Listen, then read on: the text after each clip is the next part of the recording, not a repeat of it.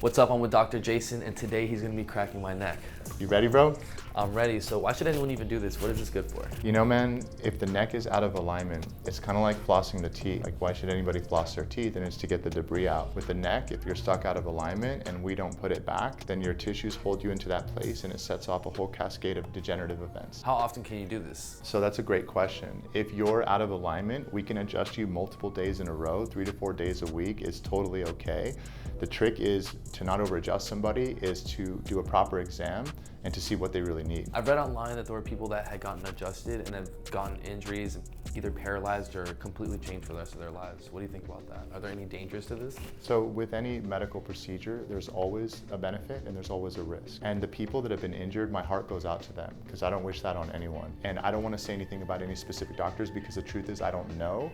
But generally speaking, either people have had conditions where they were perhaps bound to have an issue of some kind, and it was unfortunate that they went to a chiropractor and then that unfolded. And these are the medical issues that people would have had. Like what, for example? Like, for example, a stroke. So we've learned that you can have a stroke that's in progress, and people can get their hair washed, in a basin in a hair salon. Somebody can be backing out of their driveway, and that could provoke a stroke if they're already susceptible to that. And the biggest way to prevent any type of issue is taking a proper history and proper consult and examination.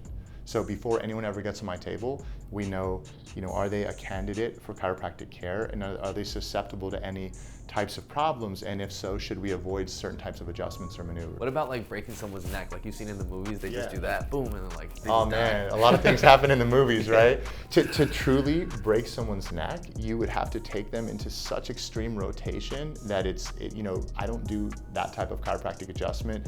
And really, there's no adjustments other than perhaps 1 or 2 exceptions that we should utilize rotation. It's something that we try to stray away from, and we use more of a lateral bend with maybe a little bit of rotation, but that's it. So can anyone at any age get this done? I've seen online like little babies getting adjustments. Yeah, so my own children, I have 3 children, checked and adjusted since the first day of birth, or in the case of my stepdaughter, since right from when I knew her.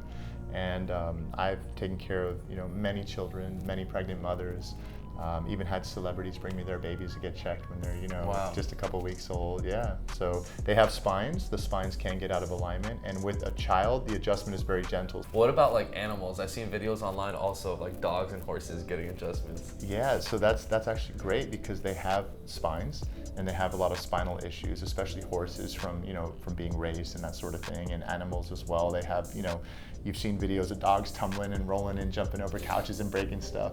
And it's not my specialty, but there are animal chiropractors out there, and it's a great thing. They're taking care of the spine. I was about to say, I gotta bring my dog to you, bro. Oh man, I have taken care of a few dogs over the years, but it's really not my specialty. But they can benefit from it, yeah. So I have 2 more questions before I get this done. And if you guys have any questions as well, leave a comment down below and I'll ask Dr. Jason next time. So Dr. Jason, if the crack is louder, does that mean that the adjustment was better? I'd love to say yes, because when we do get that release, and all that release is, by the way, is air just releasing, it's nitrogen gas releasing from the joint, that means you're less inflamed and we got more joint motion. So in a way, yes, it is, but on the same note, if we don't get that noise, but we thrust into a joint and we're with the right line of drive moving through where the joint is not moving, we might not hear that cavitation, as we call it, but it can still have massive benefits, both neurologically and mechanical. So yes, it's a better release, but on the other hand, it's not lost if we don't get that noise.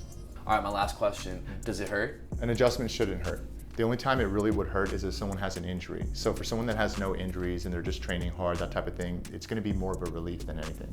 All right, well then, I'm ready to give it a shot. All right, let's roll. So we're gonna go ahead and lay face down here. And the first thing we're gonna do here is we're gonna bring this neck piece up a little bit. And we're gonna work, on getting that curve back into your neck. So the face rest is gonna come up a little bit more. So this is like a warm-up? Or like... Yeah, this is like a warm-up. This is basically what we call a drop table. So the table's gonna come up and then it's gonna drop back down like that. You okay there? Yep. Perfect. So here we're just working on inputting mechanical information to your brain, letting your brain know that we want that curve in your neck.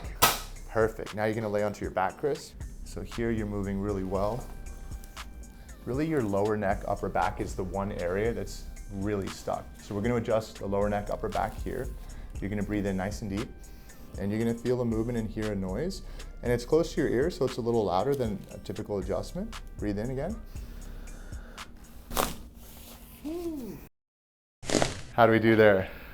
That felt good, bro. The rest of your neck actually feels really good. So this is a perfect example of, you know, I don't feel that I need to. Wow. He's all stuck like this. Wow. I'm good. So I'm good. yeah. All good. It actually felt really good. Yeah, it moved really well Nice. too.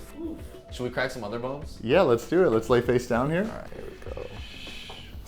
So we're going to adjust your mid-thoracic spine here. So you're going to breathe in deep, Chris. Okay. And out. How do we do there? Yeah. This guy full of jokes today, bro. Wow. Wow, bro. Whew. It's like a breath of fresh air. Yeah, it's opening, right? Yeah. After the adjustment, I was feeling a lot less tension in my back. It's so much easier to stand up straight when you've had a good adjustment. And now I'm ready for what Dr. Jason has planned next, the hyperbaric chamber. You and I are breathing 21% oxygen right now. And when you get in and put the mask on, you're gonna be breathing 91% oxygen. And then anytime you compress a gas, according to Henry's law, it forces it into liquid. So it's gonna force the oxygen into your bloodstream, hyperoxygenate everything, and you're gonna recover faster from any injuries, decrease your inflammation. And the cool thing about oxygen and hyperbaric therapy is that oxygen has been shown to kill a lot of things. So for instance, cancer can't survive in the presence of oxygen. And someone actually won the Nobel Prize for that. So it can help your body to heal, but it has far-reaching implications beyond that. So all you're gonna do is basically climb in here, and you're gonna be in here for an hour, and then lay onto your back. And then when you put the mask on, make sure you tighten it around your face so it widens up a little bit, and that'll help with the oxygen flow. All right, Chris, go ahead and relax there. Let your body relax. We're gonna let the airflow come in by tightening this here. And now it's gonna take about 5 minutes or so, maybe 5 to 7 minutes to fully inflate. This thing will be so hard that I could even planche on top of it, man. And then remember, once it gets up to about 4 1/4, the pressure, then what's gonna happen is it's gonna start letting air out the back, and you just relax, and that's it. Let your body do the healing. All right. An hour in the hyperbaric chamber, man. Woo. Go ahead and take the mask off. All that training, bro, we got to rehab too, you know? Here you go.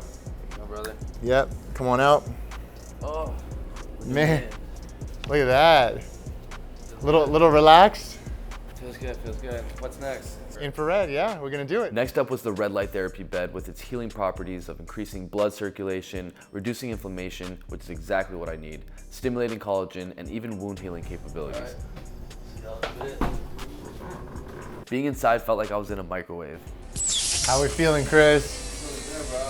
Literally like dozing in and out. Oh, that's perfect, man.